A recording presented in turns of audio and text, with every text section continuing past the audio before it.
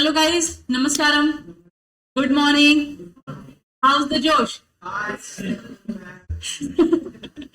तो पहले आज का अपना जो टॉपिक है ऑडिट एंगेजमेंट लेटर है।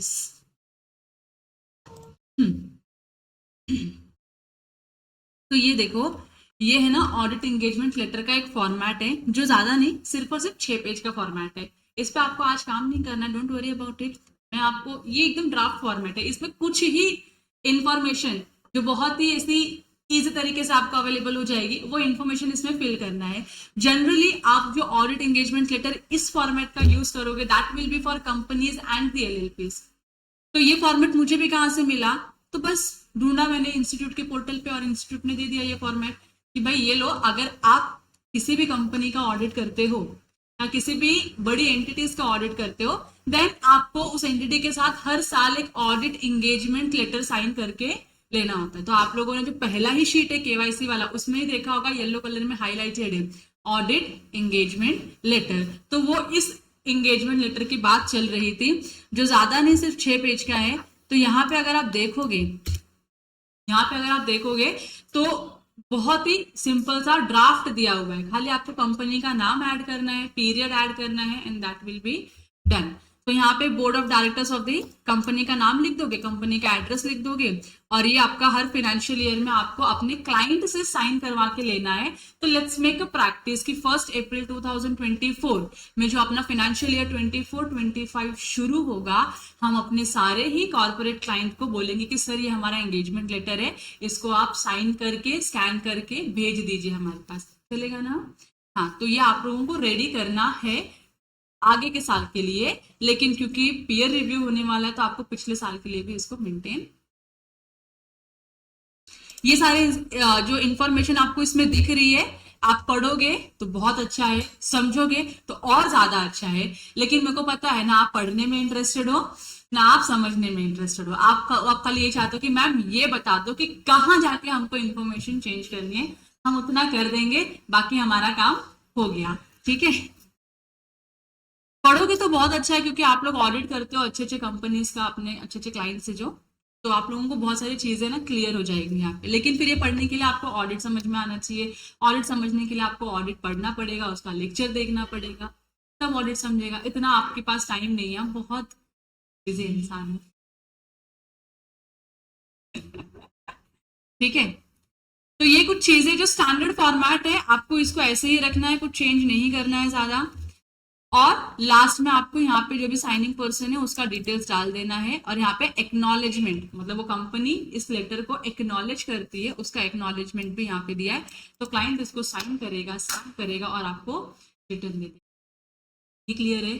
तो इसको हम बोलते हैं audit engagement letter. Terms and conditions लिखे होते हैं, रिस्पॉन्सिबिलिटीज लिखी होती है कि ऑडिटर क्या क्या किस किस चीजों के लिए रिस्पॉन्सिबल है, उसकी रिस्पॉन्सिबिलिटीज क्या क्या है, और मैनेजमेंट की क्या रिस्पॉन्सिबिलिटीज है towards the company and the audit. तो ये एक स्टैंडर्ड फॉर्मेट है, इसको हम लोग फिल करके रख लेंगे।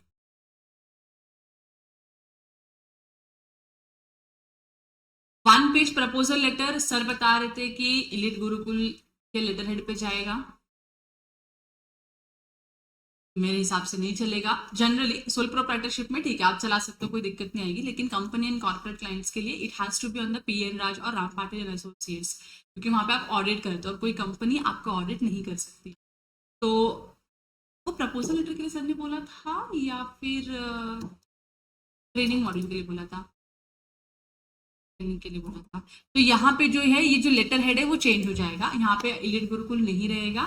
इलिट गुरुकुल B2B के लिए है, B2C के लिए हमारा क्या है, डायरेक्टली या तो PN राजन एसोसिएट्स यूज करना है या तो Ram Patil and associates use करना है। हाँ, अब इसमें ना ये स्टैंडर्ड हमारा 1 पेज का पहले तो ये इन्फॉर्मेशन होता है, हम जहाँ पे थैंक यू बोलते हैं अपने क्लाइंट को कि थैंक यू, आपने हमको सिलेक्ट किया, अपॉर्चुनिटी दी कि हम आपके एंटिटी का ऑडिट कर सके और आपके लिए बहुत सारे काम कर सके। तो एक स्टैंडर्ड सा पैराग्राफ है, हमने जो अंजेश सर से ड्राफ्ट करवा के लिया है, जिसको अभी तक हम लोगों ने चेंज नहीं किया। चेंज करेंगे तो कुछ चीजें चेंज कर सकते हैं इसमें। साइन डेट पोजिशन, तो इसको भी क्या करना है, आपको साइन करा के लेना। जो 1 पेज प्रपोजल है, it has to be sign by the client. ये स्टैंडर्ड है, इसमें आपको कुछ चेंजेस नहीं करना है। It will be on the letter head of PN Raj या तो रापा, डिपेंड करता है किस क्लाइंट को हम दे रहे हैं। फिर ये जो है ना, ये आपके लिए इंपॉर्टेंट है, स्कोप ऑफ सर्विसेज। दिख रहा है आपको? तो जितना मेरा अंडरस्टैंडिंग है किसी एक पर्टिकुलर सोल प्रोप्राइटर को लेके, तो उसको हम इतनी सारी सर्विसेज दे सकते हैं जो रेगुलर बेसिस पे होती है, जो मंथली और एनुअली उसको करना ही पड़ेगा। तो उसमें हमारे स्कोप ऑफ सर्विसेज में क्या आएगा, तो ये मैंने एग्जॉस्टिव लिस्ट रखा हुआ है। तो अब आप लोगों ने बहुत सारे क्लाइंट का मास्टर डेटा बना है, तो आपको पता है किसी क्लाइंट का हम खाली अकाउंटिंग कर रहे हैं, किसी का खाली जीएसटी कर रहे हैं, किसी का सिर्फ टीडीएस कर रहे हैं, किसी का हम सब कुछ कर रहे हैं। तो आपका जो भी क्लाइंट होगा उसके हिसाब से जो लिस्ट ऑफ सर्विसेज दिए ना, ये चेंज हो जाएंगी। तो इसमें जनरली क्या क्या इंक्लूड होता है, तो मंथली अकाउंटिंग, वो जो आप लोग करते हो, बिलिंग पंच करना, बैंक स्टेटमेंट पंच करना, ईवे बिलिंग बना के दे दो, ये सब चीजें आती है।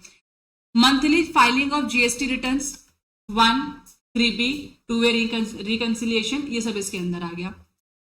टीडीएस रिटर्न, अगर उस क्लाइंट का टीडीएस, अभी आप लोगों को पता चल गया कि कितने हमारे टीडीएस के क्लाइंट हैं, तो उनका टीडीएस रिटर्न रहेगा, तो इसमें ये भी इंक्लूड हो रहा है।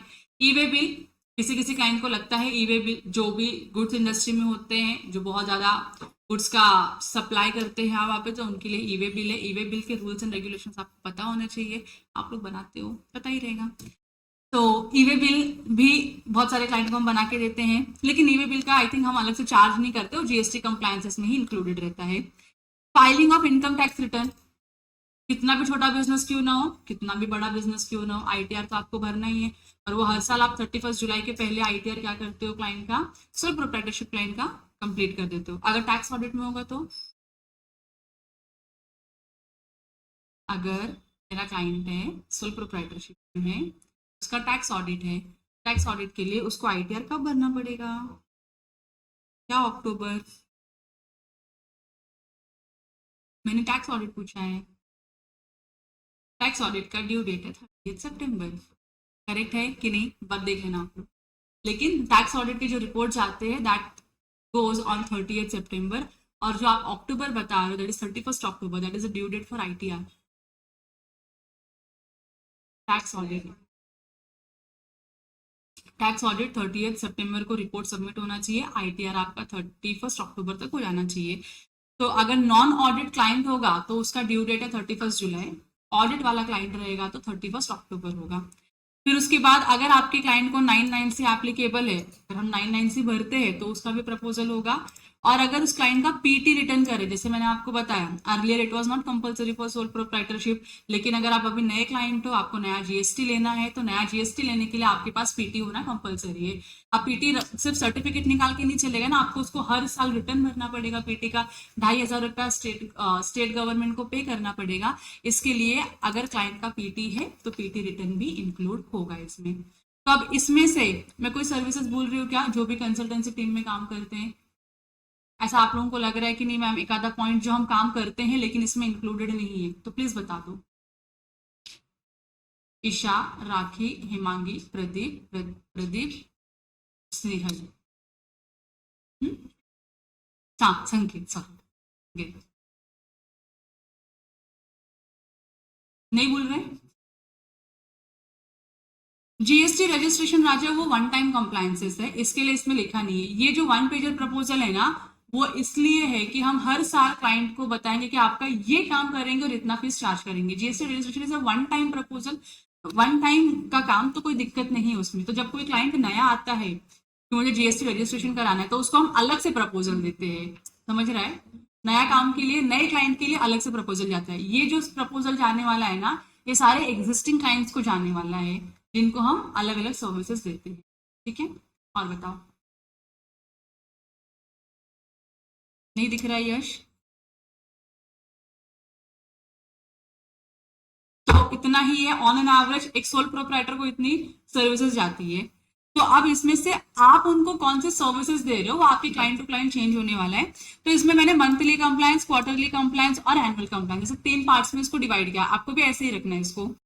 मंथली में 2 चीजें आती है, एक तो होता है अकाउंटिंग और दूसरा होता है जीएसटी फाइलिंग। ई वे बिल जब भी आएगा आपको तब बनाना पड़ेगा। तो अपना जो नॉर्मल रेट है वो ये है। अगर हम क्लाइंट का अकाउंटिंग भी करते हैं, जीएसटी भी हम ही करते हैं, तो वी चार्ज 2000 पर मंथ। सिर्फ अकाउंटिंग करते हैं तो 1000 पर मंथ। सिर्फ जीएसटी करते हैं, अकाउंटिंग नहीं करते तो 1000 पर मंथ। ये रेट्स चेंज हो सकते हैं, ये खाली मैंने एक स्टैंडर्ड रेट दिया है आपको, तो एक्चुअल में जब आप किसी क्लाइंट को देते हो तो आपको चेक करना है कि ये जो रेट्स है और जो हम उसको जितना चार्ज करते हैं वो मैच होने चाहिए। किसी किसी क्लाइंट को ज्यादा चार्ज करते हैं क्योंकि उनका जो ट्रांजैक्शन का वॉल्यूम होता है बहुत ज्यादा होता है, तो वहां पे आपके ये रेट्स चेंज होंगे। All okay. क्वार्टरली कंप्लायंसेस में अच्छा टीडीएस जो पेमेंट होता है वो मंथली होता है ना, टीडीएस पेमेंट मंथली होता है। मैंने उसको मंथली में इसलिए इंक्लूड नहीं किया क्योंकि बहुत सारे क्लाइंट्स का टीडीएस नहीं जाता है, ठीक है। और जिनका जाता भी है उनका हम मंथली पेमेंट, क्योंकि पेमेंट करने के लिए आपको कुछ ऐसा रिटर्न वगैरह भरना नहीं होता, खाली आपको पेमेंट करना है, इसके लिए मैंने पेमेंट और रिटर्न दोनों साथ में ही ले लिया है। तो TDS payment and TDS return in if applicable, क्योंकि रिटर्न जो है वो क्वार्टरली जाता है, तो पर क्वार्टर का 3000 रुपीज है, ये पर क्वार्टर पर मंथ में तुम लोग साल का चार्ज करके आओगे, बोलोगे साल का 1000 रुपया लेते हैं हम जीएसटी फाइलिंग करने का, मंथली बेसिस पे। जब मंथली बोला तो ये पर मंथ का है, मैंने यहाँ पे स्पेसिफाई नहीं किया, मेरी गलती, मुझे स्पेसिफाई करना चाहिए था। Accounting charges per month, GST sorry जो टीडीएस का है ये पर क्वार्टर का है, तो हर महीने हर क्वार्टर में 3000 चार्ज करेंगे। और ये जो एनुअल कंप्लायंस है कितने बार लेंगे साल में, एक बार, थैंक्स। जिसमें क्या क्या आएगा, income tax return, income tax return देखो यहाँ पे ना एक बहुत ही छोटा सा अमाउंट लेगा, 2000 रुपीज, 2000 में कोई किसी का रिटर्न नहीं भर के देता है, तो ये खाली एक स्टैंडर्ड ड्राफ्ट नंबर है आपके लिए। एक्चुअल में हम क्लाइंट को कितना चार्ज करते हैं और कितना चार्ज करेंगे विल डिफर, तो वो आपको अपने सीनियर्स को पूछ के यहाँ पे चेंज करना है। 9 या 9C रहेगा तो उसके चार्जेस अलग है, 9 का कितना है 10,000, 9C का 15,000, ये पूछ के डाला हुआ है, तो इसमें आप चेंजेस मत करना। और पीटी रिटर्न रहेगा तो 1000 रुपया हमारा फीस है, 2500 उनका जो उनको देना पड़ेगा, उसके बाद आप रिटर्न भरोगे, नहीं तो वो बोलोगे 1000 रुपये में हम आपको 2500 का काम करके देंगे। हम्म, ठीक है, मांगने का। अब इधर किधर भी ना जो भी हम गवर्नमेंट को पेमेंट करते हैं वो मेंशन नहीं किया हुआ है, क्योंकि वो अलग अलग आता है अलग अलग टाइम पे, तो क्लाइंट से लेने का फिर भरने का। okay? यहाँ पे एक नोट लिखा हुआ है कि सर अगर आपके साथ काम करने में हमको कुछ डिफिकल्टी फेस हुई या फिर काम बढ़ता है कुछ भी होता है, तो जितने भी ऊपर की लिखे हुए फीस है ना 20% से हम बढ़ा देंगे उसको। तो बहुत बार क्लाइंट डेटा नहीं देता, तुम लोग की जो कंप्लेन देती है क्लाइंट डेटा ही नहीं दे रहा है, लास्ट मोमेंट पे डेटा देता है। आज आज का GSTR 1 का ड्यू डेट है तो वो आज रात को 10 बजे डेटा देता है, तो ऐसे क्लाइंट को हमको एक्स्ट्रा चार्ज करना होता है, ऐसा सर ने बोला है, क्योंकि आप एक्स्ट्रा एफर्ट्स लेते हो उस क्लाइंट के लिए, तो क्या वो क्लाइंट एक्स्ट्रा पे करना चाहिए, तो मांगना आपका हक है। तो आप जब बिल भेजोगे उसको तो बिल में आपको लिखना है टॉलरेंस चार्जेस 20% जो भी आता है वो उस पर ऐड करना है और फिर क्लाइंट को बिल देना। तो क्लाइंट बोलेगा सर आपने बोला तो 1000 रुपया था, आप 1015 मतलब 1500 क्यों चार्ज कर रहे हो, तो बोलने का सर वो जो आपने रात को 10 बजे बिल दिया था ना लास्ट डे पे, तो हम एक्स्ट्रा बैठ के काम किए थे ना आपके लिए खाली, तो उसका 500 रुपया एक्स्ट्रा चार्ज करते हैं, ठीक है। ऐसा 2-4 बार क्लाइंट को चार्ज करो, फिर उसके बाद से क्लाइंट या तो सुधर जाएगा या तो छोड़ के चला जाएगा। सुधर गया तो कोई दिक्कत है क्या अपने को, छोड़ के गया तो भी कोई दिक्कत है क्या, पेन था निकल गया, काटा था निकल गया, ऐसा मान के चलने का, ठीक है। हाँ, तो ये आपका 1 पेजर प्रपोजल है जिसमें खाली आपको ये लिखना है कि इस साल में क्या क्या सर्विसेज देंगे और कितने में देंगे, दैट्स ऑल, इसके अलावा और कुछ नहीं जाएगा, है ना शिवम। हम्म।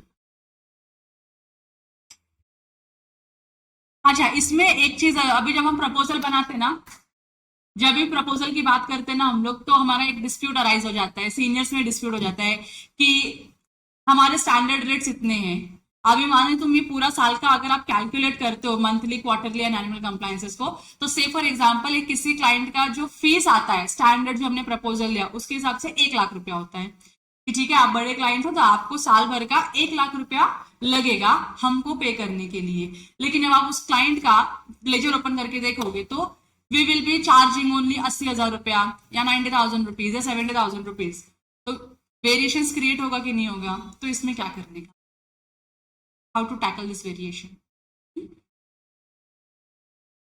क्या बात करोगे।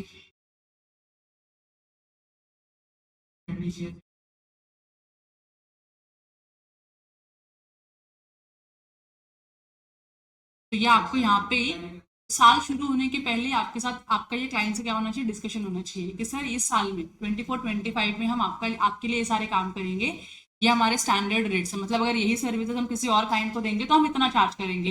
तो आपका 1 लाख रुपया था, तो फिर वही क्लाइंट है नेगोशिएशन मांगेगा कि सर बहुत ज्यादा है, इतना नहीं होता है, कम कर दो, ये कर दो, वो कर दो, तो बोलेगा सर रेट हमारा सेम रहेगा।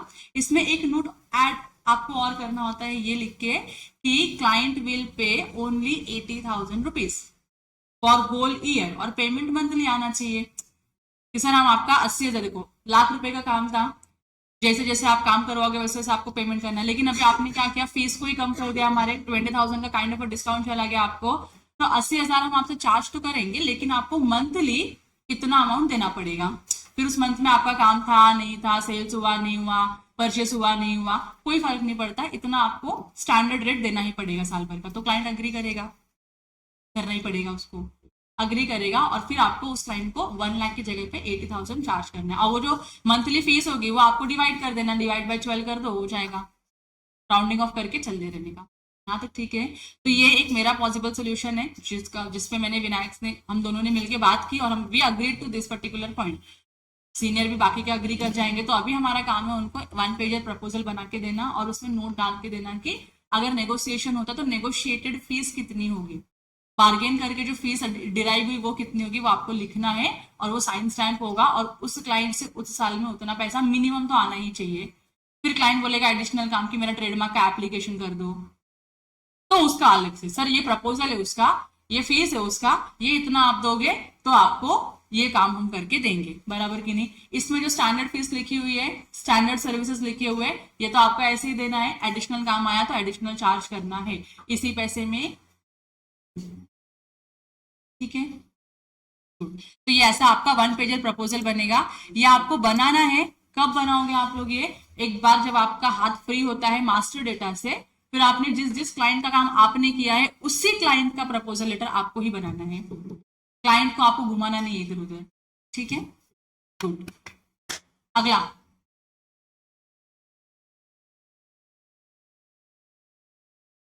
डिफरेंस में मैं आज आपको खाली एक ही चीज बताऊंगी, in that is PT compliance. PF-ESIC अगले ट्रेनिंग में होगा, इस ट्रेनिंग में नहीं मर्ज करूंगी मैं।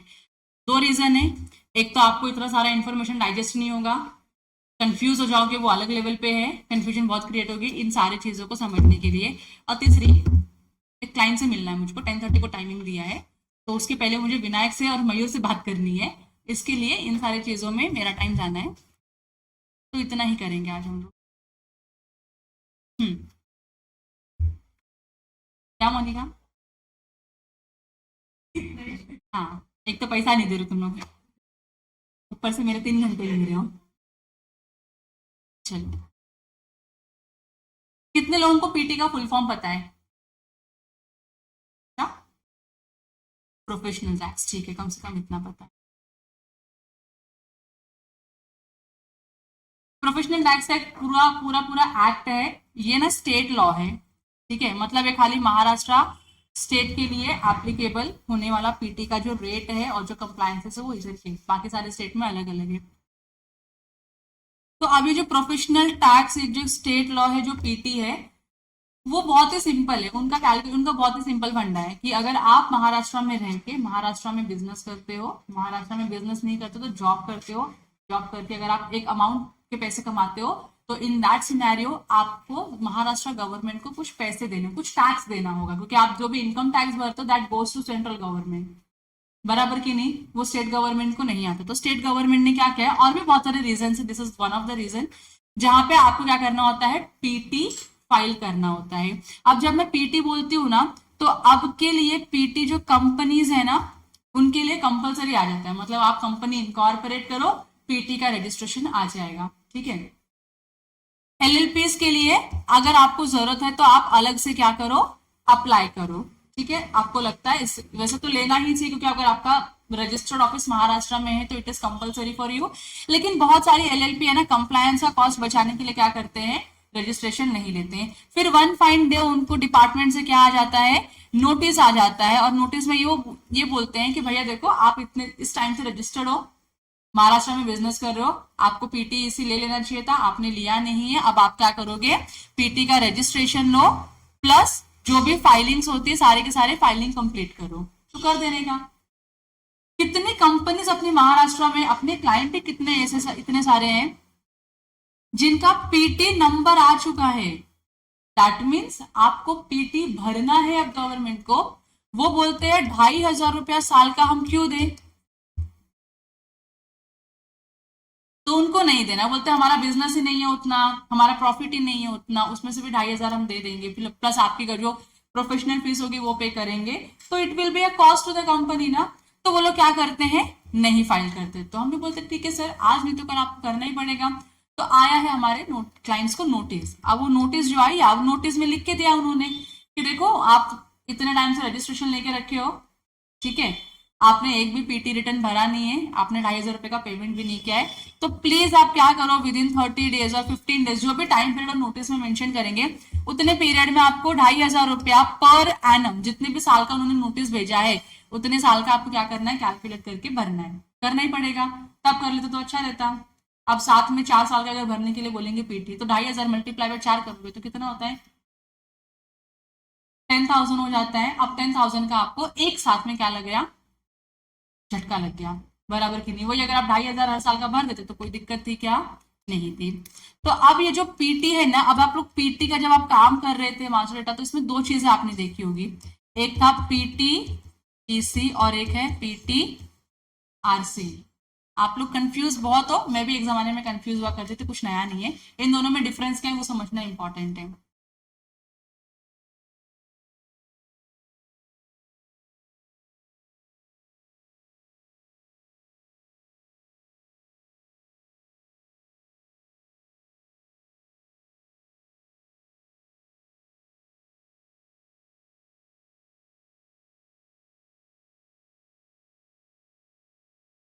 देखो, पीटीईसी है ना, ये एंटिटी के लिए होता है।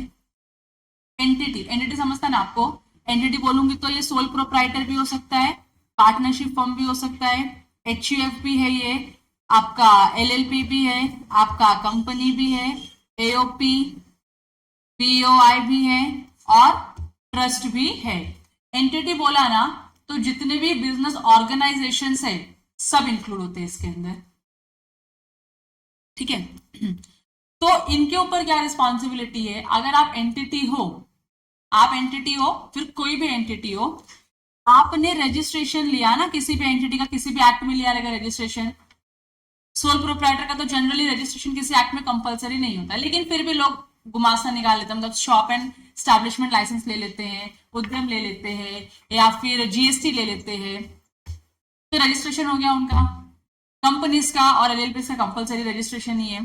पार्टनरशिप फॉर्म रजिस्ट्रेशन लेता भी है, नहीं भी लेता है, लेकिन महाराष्ट्र में तो कंपलसरी उनके लिए। तो आपने रजिस्ट्रेशन लिया ना, तो रजिस्ट्रेशन से विद इन 30 डेज में आपको भरना होता है पीटीईसी का रिटर्न, प्लस आपको पेमेंट करना होता है 2,500 रुपीज का। रजिस्ट्रेशन आया ना, रजिस्ट्रेशन से विद इन 30 डेज में आपको क्या करना है, पीटीईसी का रिटर्न भरना है। रिटर्न भरने के लिए आपको पहले पेमेंट करना होता है, तो 2,500 का पेमेंट करोगे पर एनम का, तो वो क्या हो जाएगा, आपका पेमेंट हो जाएगा, और उसका रिटर्न फाइल कर दो तो आपका पीटीईसी का रिटर्न भी चला जाएगा।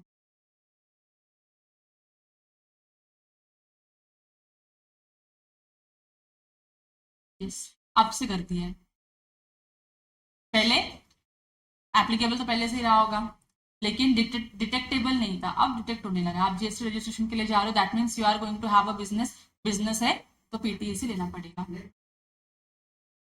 जो सैलरीड पर्सन है आप बोल रहे हो वैसा, उनको भी मिलती,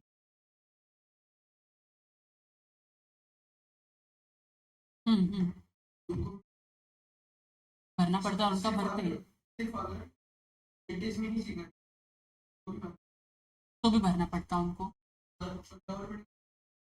गवर्नमेंट को आपका आइडिया से समझता है सर।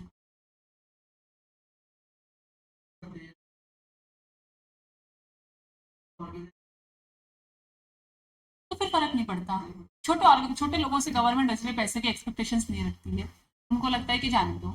अब देखो, पीटीईसी भी आपका जो एम्प्लॉयज जो आप बता रहे हो, मैं उस पर आने वाली हूँ, लेकिन मेरे को थोड़ा सा टाइम दो कि कब आपको पीटी करना मतलब पीटी पे करना मैंडेटरी हो जाता है, कब तक आपके लिए ऑप्शनल होता है, वो भी बताऊंगी मैं। ठीक है, तो पहले तो ये समझो, अभी जैसे आपने एक एग्जांपल है, तो कोई भी एक एंटिटी है, जैसे अपनी अपनी इलीट गुरुकुल कंपनी है, तो इलीट गुरुकुल जिस मोमेंट पे रजिस्ट्रेशन लिया उसने कंपनीज एक्ट में, उस मोमेंट से इलीट गुरुकुल का पीटीईसी नंबर आ गया। अब पीटीईसी नंबर आ गया, that means you are suppose to pay the PTEC return. ये कंपनीज के लिए होता है, एंटिटीज के लिए होता है, स्पेसिफिकली ये खाली ऑर्गेनाइजेशन के लिए होता है, जो 2,500 आपको पे करना होता है। आपके पास कोई चॉइस नहीं है नहीं पे करने का।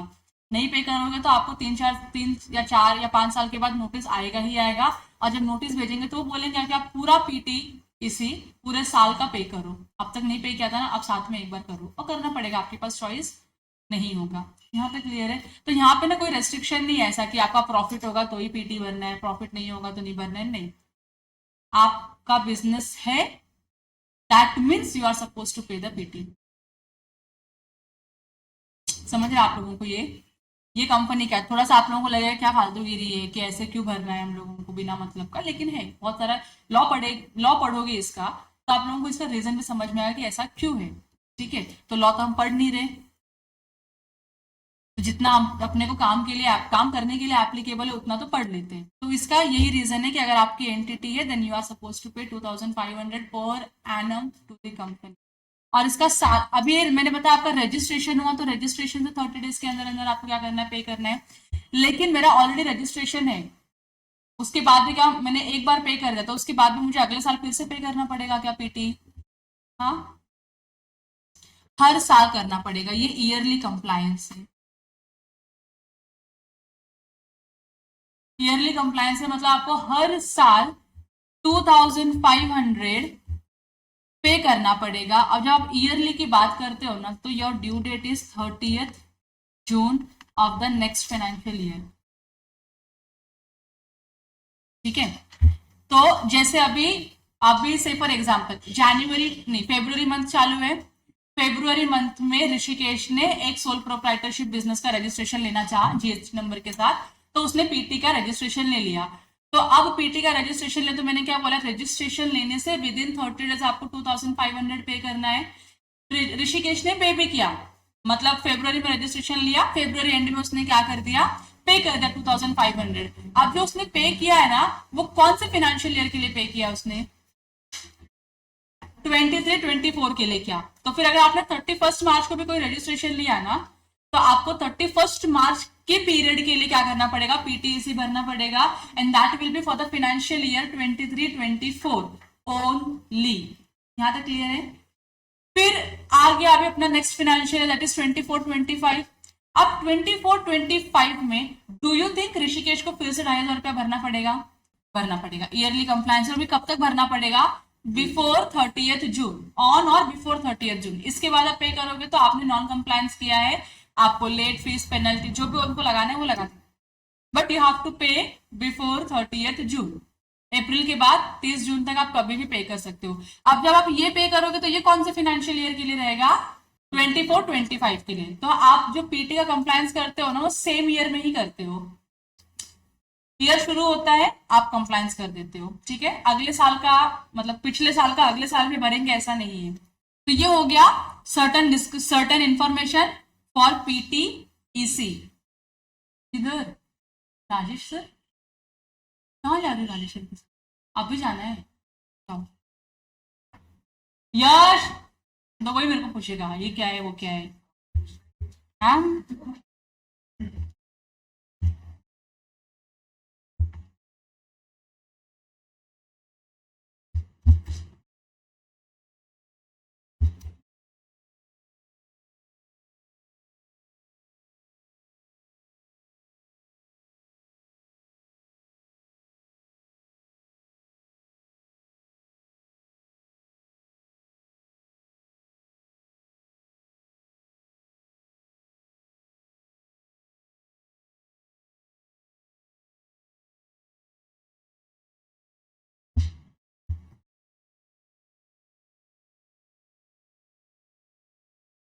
अभी ये जो आपका अभी ये जो पीटीआरसी है ना, पीटीआरसी एम्प्लॉय के लिए होता है। आप एम्प्लॉयर हो ना, तो आपके एम्प्लॉय भी तो होंगे ना।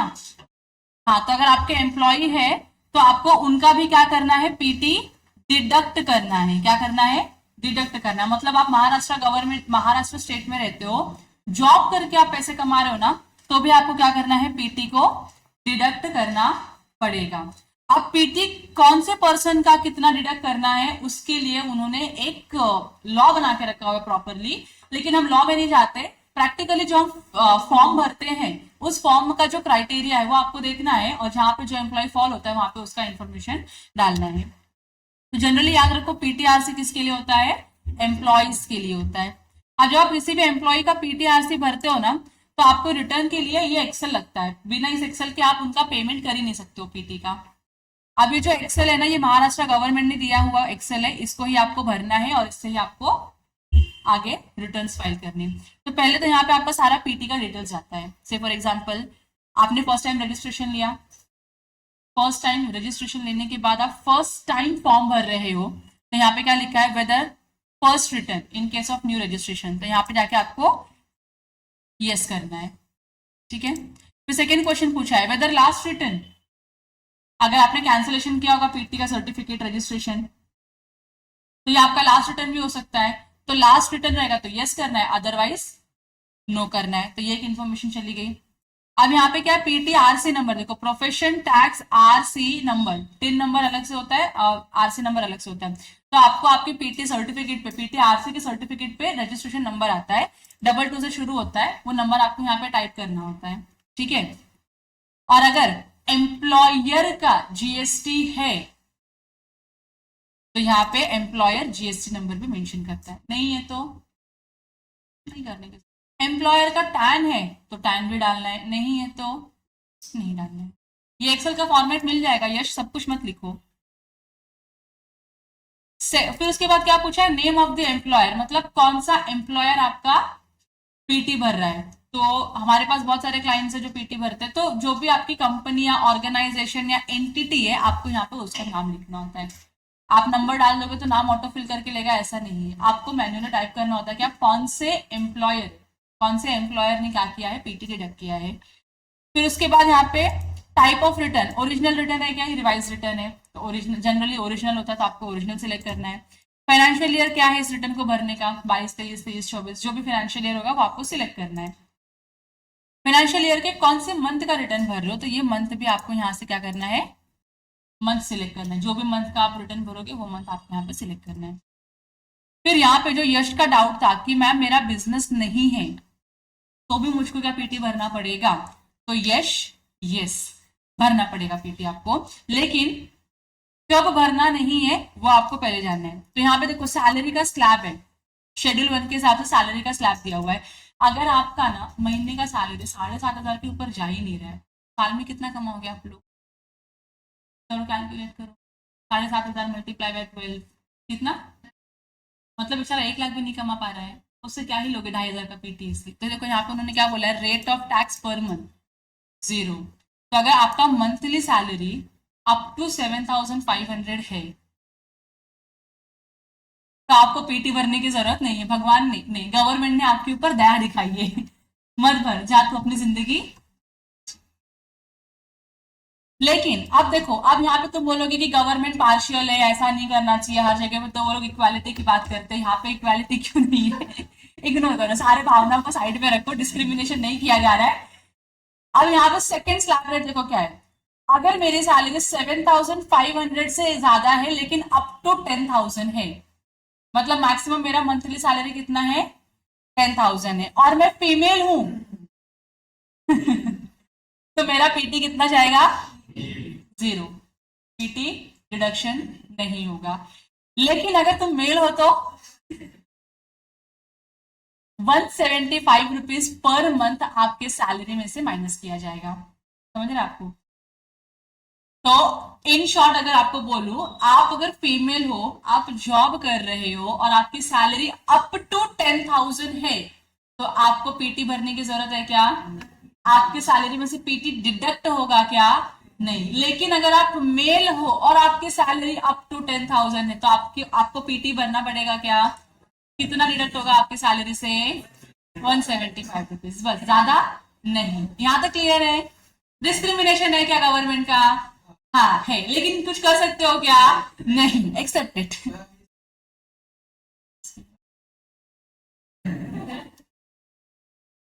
आर्टिकल्स के लिए नहीं, तुम लोग बोलोगे साला सैलरी हमको 3,000 की मिलती है, उसमें भी 175 रुपीज हर महीने का आप निकाल लोगे, तो बचेगा क्या हमारे पास? इसके लिए आर्टिकल्स को एक्सक्लूड किया, आर्टिकल्स आर नॉट इन।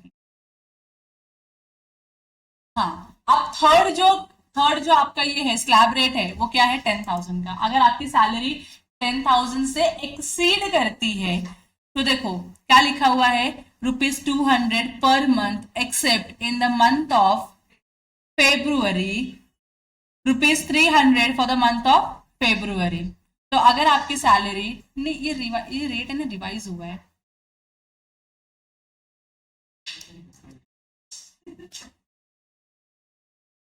हाँ,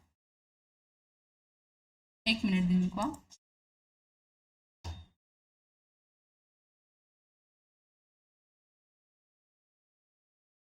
मुझे ये ओपन करना था, मैंने 2022-23 का।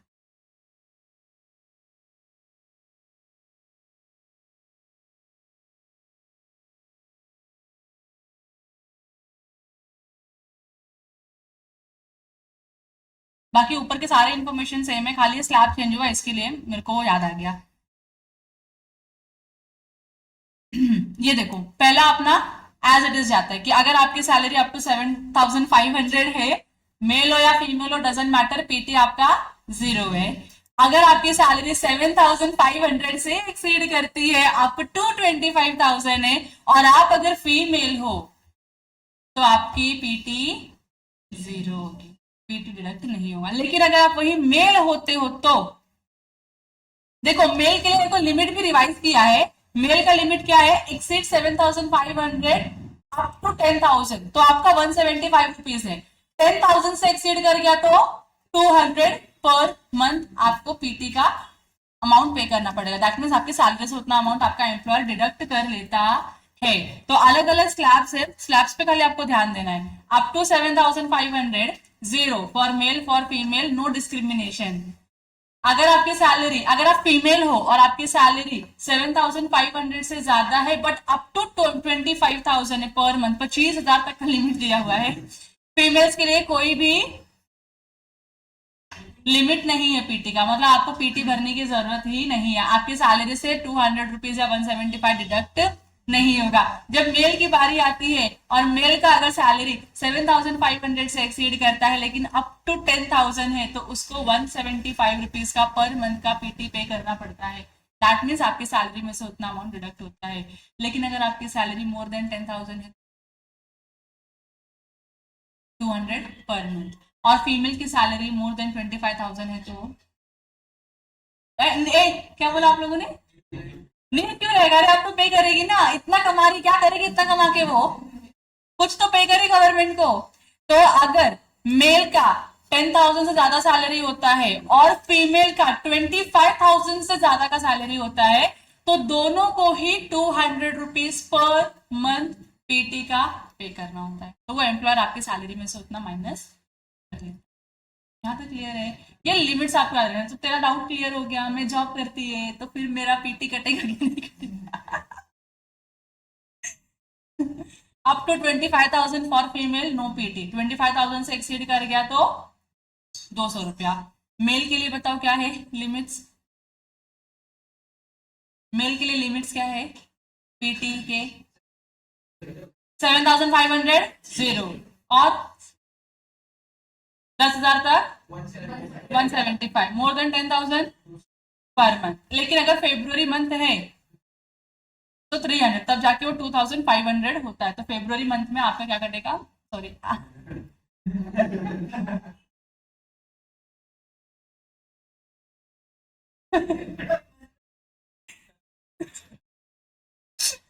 फेब्रुवरी मंथ का जो आपका पीटी होगा that will be of 300 rupees. यहाँ तक क्लियर है? बस यही था पीटी। तो इतना ही है पीटी का। तो अपने पास है ना, जो अपने एम्प्लॉयर होते हैं ना, वो सैलरी शीट दे देते हैं कि हमारे एम्प्लॉयज को हम इतना पे करें। तो हमको बताना होता है सर इतना पीटी का डिडक्शन होगा, इनको पीटी एप्लीकेबल है, इनको पीटी नहीं एप्लीकेबल है, और जिनको भी एप्लीकेबल है तो कितना पे करना है, एम्प्लॉयर को पे करना पड़ेगा ना पीटी, तो कितना पे करेगा, कितना सैलरी में से माइनस करेगा, सब कैलकुलेशन इसी एक्सेल में बना के हम दे देते हैं। ये क्लियर है? और उसके बाद आपको पीटी का पेमेंट करना है। तो generally PTRC is for employ, PTEC for company. अच्छा, ये हर महीने होता है, ये मंथली होता है, आप साल भर में साल में एक बार नहीं कर सकते। हर महीने सैलरी में का कुछ तो पार्ट आपको गवर्नमेंट को देना होता है, that is in the form of profession tax. तो आपको अंडरस्टैंड करने के लिए, आपका काम करने के लिए पीटी का इतना इंफॉर्मेशन काफी है।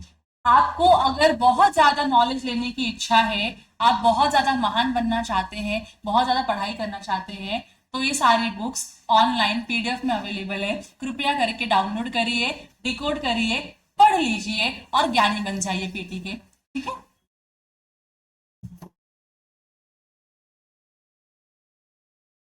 यहाँ तक इनफ है। हाँ, यश कोई डाउट है तो पूछ जल्दी।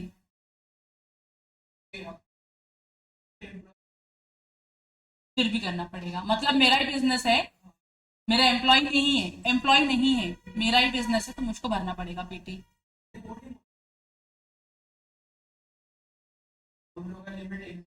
हाँ, यस यस यस, भरना पड़ेगा, कट करके भरना पड़ेगा। अच्छा, उसके बाद हाँ, एम्प्लॉयर की रिस्पॉन्सिबिलिटी डिडक्ट करके पे करना।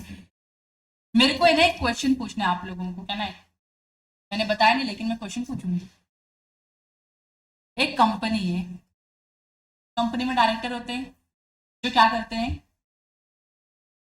बिजनेस एक्टिविटीज को मैनेज करते हैं, कंपनी के बिजनेस अफेयर्स को मैनेज करते हैं। अब ये कंपनी, उसमें दो डायरेक्टर है, एक डायरेक्टर है राम सर, दूसरा डायरेक्टर है दिनेश सर। ठीक है, अब ये दोनों इस कंपनी के डायरेक्टर है, मतलब कंपनी के एम्प्लॉय काइंड ऑफ हो गए, लेकिन कंपनी इनको सैलरी देती नहीं है। ठीक है, तो सैलरी देती नहीं तो कंपनी इनका पीटी डिडक्ट करती नहीं है। अभी पढ़ा ना, एम्प्लॉय है, सैलरी लिमिट है, तो पीटी डिडक्ट करना पड़ेगा, नहीं करते। मुझे बताओ ना, as a director of the company, क्या ये लोग रिस्पॉन्सिबल है पीटी भरने के लिए? अरे यार सागर, क्या क्विक आंसर था, खुद का पीटी इंडिविजुअल। तो कंपनी का भर ही रही ना 2,500 रुपया, कंपनी भर रही है अपना 2,500 रुपया। मैं क्या पूछ रही हूँ, क्या राम सर 2,500 और दिनेश सर 2,500 भरने के लिए रिस्पॉन्सिबल है? कंपनी नहीं भर रही है उनका, भरना ही पड़ेगा। तो अगर आप कंपनी के डायरेक्टर भी होते हो ना, डायरेक्टर हो, तो डायरेक्टर का भी इंडिविजुअल क्या जाता है, रिटर्न जाता है पीटी का। मतलब इनको भी साल में एक ही बार भरना है, वो 30 तारीख के पहले, 30 जून के पहले आपको 2,500 रुपया एज अ डायरेक्टर पे करना होता है गवर्नमेंट को।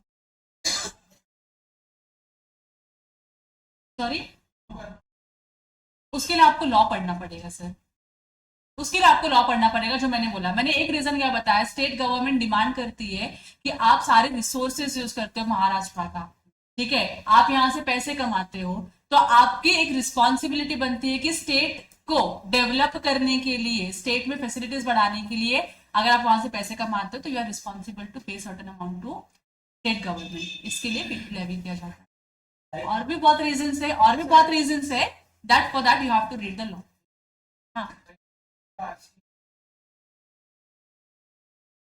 हाँ, अगर इनका आर से कटता ना, अगर एम्प्लॉय, अगर आपको कंपनी हर साल सैलरी, हर महीने सैलरी देती ना, तो आपका आर से डिडक्ट हो जाता, तो आपको इंडिविजुअली भरने की जरूरत नहीं होती।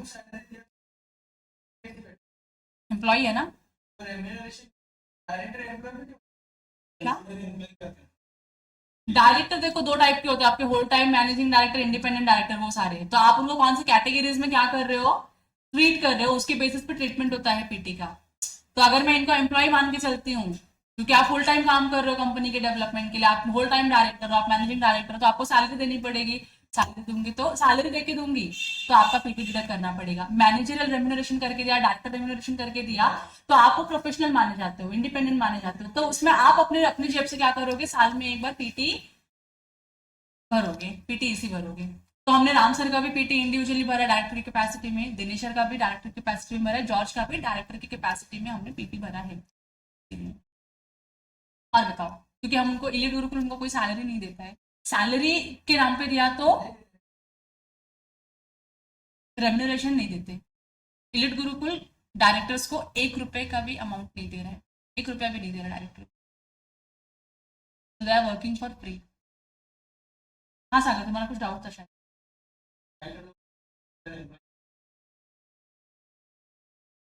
ऐसा नहीं है कि पीटी लॉ में कंसिडर करते हैं एम्प्लॉय, वो आपका डिपेंड करता है कि आप किस तरीके से उनको ट्रीट करते हो, आपकी कंपनीज लॉ में के हिसाब से यहाँ पे आता है।